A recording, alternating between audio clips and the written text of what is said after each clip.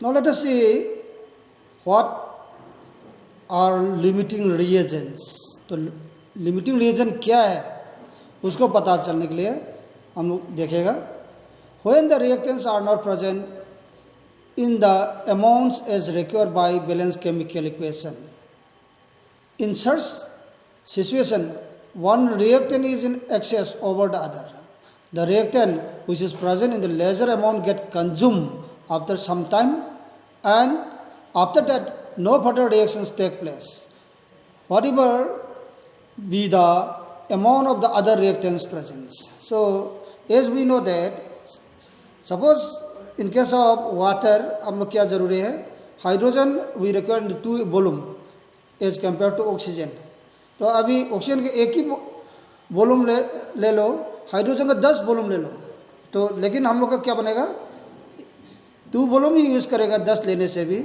तो उसका बाद ऑक्सीजन का एक वॉल्यूम का साथ ये करके आपका वाटर मॉलिक्यूल बनाएगा. तो अभी 10 वॉल्यूम लेने के समय 2 वॉल्यूम तो यूज़ कर लिया हाइड्रोजन का, तो अभी कितना बचा, 8 बचा. That 8 volume is in excess in case of hydrogen. तो हाइड्रोजन का अभी 8 वॉल्यूम एक्सेस हो गया, लेकिन आपको ऑक्सीजन का तो लिमिट है, ओनली 1 वॉल्यूम है. So like this one, all the hydrogens cannot be consumed during this case. So here the reactant which get consumed limit, the reactant which get consumed limit, that we call as a limiting reagent. तो limiting reagent means आपका जो least amount में present होता है, जो access होता है वो हम लोग डिस्कस नहीं करेगा, जो लीस्ट अमाउंट में जो प्रेजेंट होता है उसको हम लोग क्या बोलेगा, लिमिटिंग रिएजेंट बोलेगा. That means because of that limit of that reagents, the product form is limited. So this is what we call as a limiting reagent. So let us see how to find out limiting reagent on the problem 1.5. तो 1.5 में क्या है, 50 kg of nitrogen and 10 kg of hydrogens are mixed to produce NH3. Calculate the NH3 form and identify the limiting reagent. Identify the limiting reagent in the production of NH3 in this situation. तो आपका अभी हम लोग NH3 means ammonia जो है कितना form करेगा ये पहला निकालेगा, और इसके बाद ये रिएक्शन में आपका लिमिटिंग रिएजेंट कौन सा है हम लोग ये इसको निकालना है. ओके, सो हम लोग एमोनिया बनाना मतलब N2 प्लस क्या हो गया, हाइड्रोजन के साथ नाइट्रोजन एंड हाइड्रोजन प्लस करना है तो एमोनिया मिलेगा. So when we balance the reaction then what you call is that N2 plus 3 times of H2, then you will get 2 molecules of ammonia. तो अभी हम लोग पता चला है, क्या पता चला, आपका गिवन मास जो है 50 है बोल के पता चला. तो 50 क्या है, kg है. तो आपका नाइट्रोजन कितना है, 1 मोल्स है. तो 1 मोल मीन्स मोलिकुलर मास कितना है, नाइट्रोजन का 14 into 2, N2 बोला मतलब 14 into 2, so we have 28 grams आ गया. तो एक में ग्राम है, एक में केजी है. Now gram you need to convert KG into grams, तो केजी को ग्राम में कन्वर्ट करेगा. तो हम लोग कैसे कन्वर्ट करेगा, 50 इंटू, तो ग्राम मीन्स आपको लोअर यूनिट है, लोअर यूनिट मीन्स इंटू करेगा. तो 1000 ग्राम इक्वल टू 1 kg है, तो इंटू 1000 बोल के गया. नाउ कन्वर्शन के लिए 1 kg जो है डिवाइड बाय आ गया, डिवाइड बाय 1 kg बोल के क्यों लिखा, मतलब आपको 1 kg को ग्राम में कन्वर्ट किया है पता चलने के लिए. दिस इज व्हाट आपका पहला कन्वर्शन ऑफ यूनिट्स में हम अपना खुद देखो बोला वाला ये है. तो अभी आ गया इनटू क्या आ गया, आपको 1 मोल है, 1 मोल मीन्स मोलिकुलर मास कितना है 28, क्योंकि आपका नंबर ऑफ मोल्स में क्या बोला, given mass bye molecular mass बोल के बोला था ना. तो अब ये सब नहीं लिखने से भी क्या लिख सकता है, 550 इंटू 1000 डिवाइड बाई 28 लिखने से भी होगा, लेकिन ये लंबा पता चलने के लिए आपको लंबा स्टेप में दे दिया. तो अभी आपका ग्राम में कन्वर्ट हो गया, ग्राम ग्राम कैंसिल हो गया, तो क्या हो गया, अभी मोल्स बचेगा. So number of moles should be 17.86 into 10 power 2 moles आ गया. लाइक दिस वन, हाइड्रोजन के भी मोल निकालेगा हम लोग। हाइड्रोजन का मोल मीन्स हाइड्रोजन का गिवन मास कितना है, 10 kg है। 10 kg into grams means 10 kg into 1000 आ गया। तो हाइड्रोजन आपका 1 मोल ऑफ हाइड्रोजन ले लो, क्योंकि इधर में तो 3 मोल है रिएक्शन में, लेकिन हम लोग क्या लेगा, पर मोल के हिसाब से निकालना पहला। तो पर मोल मीन्स 1 मोल, तो 1 मोल मीन्स मोलिकुलर मास कितना होना चाहिए, हाइड्रोजन का 1.008 बोला, तो 1.008 इंटू 2, क्योंकि H2 बोल के बोला था ना, H2 means 1.008 into 2 means 2.016 is the molecular mass. तो मोलिकुलर मास ने डिवाइड कर लिया किसको, 10 इंटू 1000 को मोलिकुलर मास 2.016 ने डिवाइड करो, then you will get number of moles. Number of moles कितना मिला, 4.96 into 10 power minus 10 power 3 moles मिल गया आपको, 10 power 3 moles. Now according to this, now 1 mole of, अभी क्या आ गया, 1 mole of nitrogen require 3 moles of hydrogen, क्योंकि बैलेंस इक्वेशन में 3 मोल जरूरी है। तो टू फॉर्म आपका क्या है, 1 mole of 2 moles of ammonia, ammonia 2 मोल मिलने के लिए हम लोग को ये जरूरी है। तो अभी आपका number of moles of nitrogen कितना है, आपका 1 मोल है, 1 mole means 1.86 into 10 power 2 moles of nitrogen is required, and the number of moles of hydrogen required should be, तो अब कितना आएगा, 3 into, then means 3 mole require होता है, 3 इंटू आ जाएगा, तो 3 इंटू दिस एमोनिया का ये जो मीन्स द नाइट्रोजन के अमाउंट जो है ये मल्टीप्लाई करो, that means this much mole of hydrogen is required, that means how much mole, 5.36 moles of 5.36 into 10 power 3 moles of hydrogen is required, but only आपके पास में कितना है, 4.96 into 10 power 3 moles of hydrogen है। That means hydrogen complete नहीं हुआ है, क्योंकि आपको चाहिए कितना, 5.36 इंटू 10 पावर 3 चाहिए। आपका कैलकुलेशन में कितना मिला, number of moles of hydrogen जो है 4.96 इंटू 10 पावर 3 मोल्स है आपके पास में। तो अब जो जरूरी है उतना नहीं पहुंचा, तो लिमिट में कौन सा हो गया, हाइड्रोजन हो गया। That is why hydrogen is of limiting reagent, तो ये हो गया। अभी हाइड्रोजन लिमिटिंग रिएजेंट है, that is what we have. So अभी 3 मोल्स ऑफ हाइड्रोजन रिक्वायर हुआ है आपका बैलेंस इक्वेशन में, सो 3 moles give 2 moles of ammonia. तो आपका कैलकुलेट एमोनिया फॉर्म बोल के बोला था ना, इसके लिए निकाला। 3 मोल मीन्स आपका कितना है, 4.96 into 10 power 3 into 2 moles of ammonia divide by 3 moles of आपका हाइड्रोजन आ गया, that means 3.30 into 10 power 3 moles of NH3 will be formed. So like this one we can easily find out this. So अभी आपका 3 मोल में इतना जरूरी है बोल के, इतना मिलेगा बोल के पता चला गया।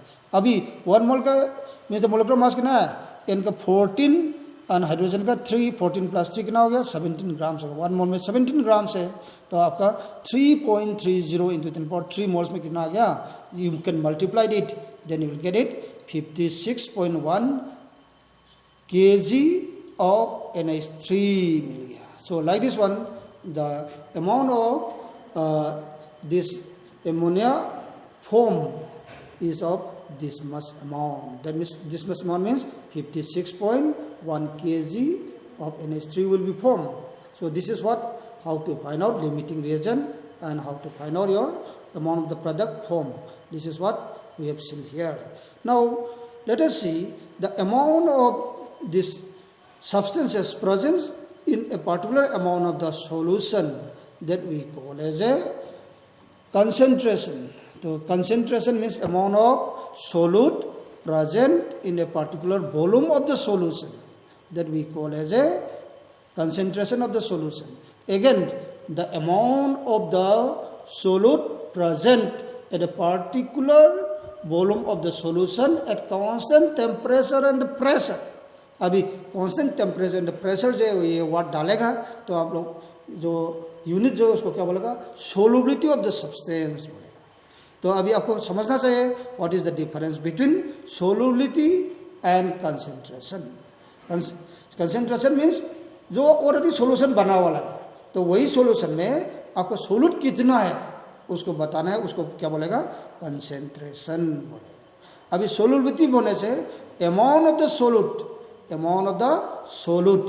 dissolved in a particular volume of the solvent at constant temperature and the pressure, that we call as a solubility. So solubility depends on temperature and pressure. So when it depends on temperature, when it depends on pressure now, तो आपका if the solute is of solid, then it depends on temperature. If the solute is in the form of gases, then it depends on pressure.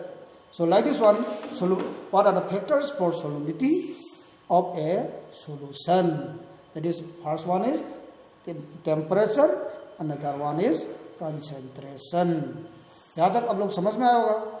अभी now we'll see what are the various units to express the concentration of a solution.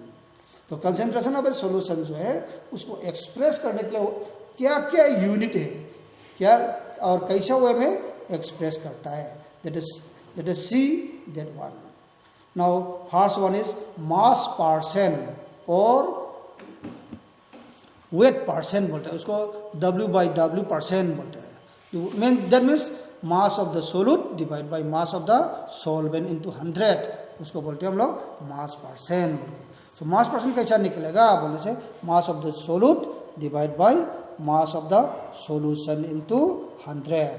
So by using this one, you can express the concentration of a solution by using mass percent. Now let us see how to calculate mass percent. A solution is prepared by adding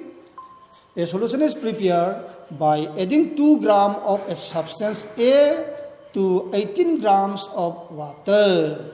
तो अभी आपका A का amount कितना है? A is the solute का amount कितना है?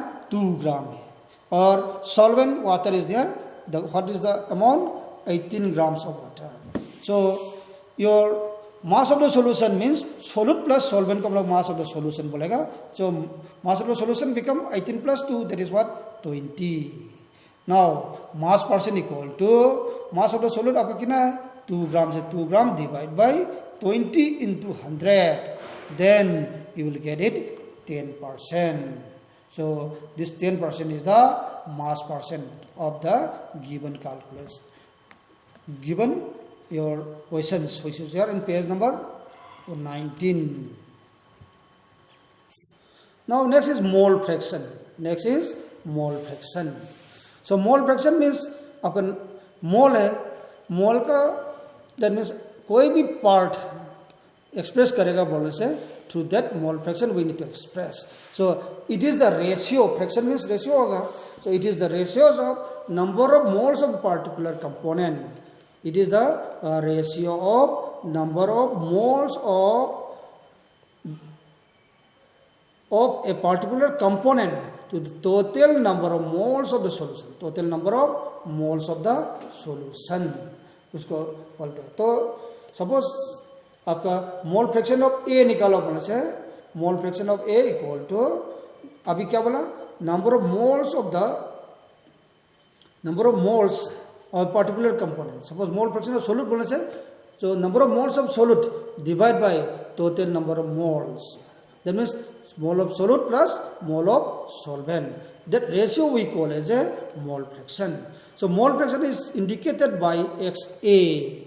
Capital X होगा, capital A होगा, capital A जो है सबस्क्रिप्ट में लिखेगा XA. So XA indicates that mole fraction of A. So XB indicates that mole fraction of B for a solution having A solute and B solvent.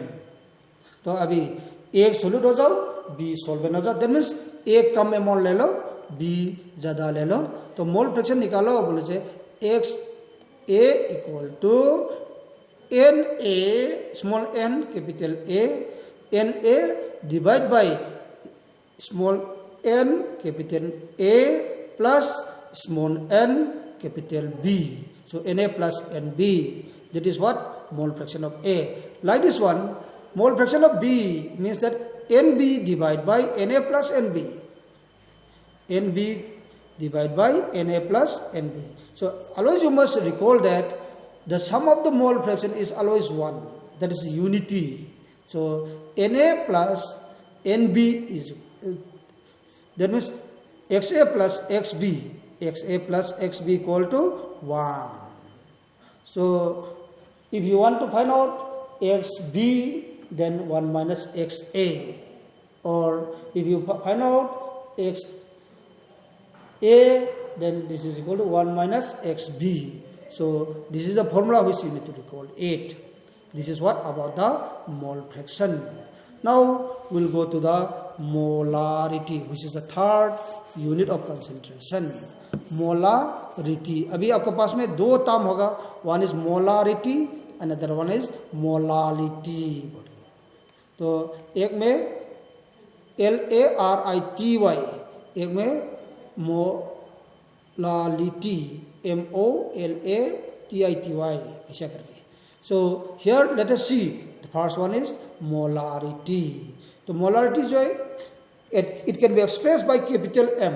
It can be expressed by capital M. तो capital M में express करेगा. And it is defined as the number of moles of the solute divided by volume of the solution in liter. That means number of mole of the solute in 1 liter of the solution. So the definition of molarity is nothing. It is the number of moles of the solute in 1 liter of the solution. That means capital M molarity equal to number of moles of the solute divided by volume of the solution in liter.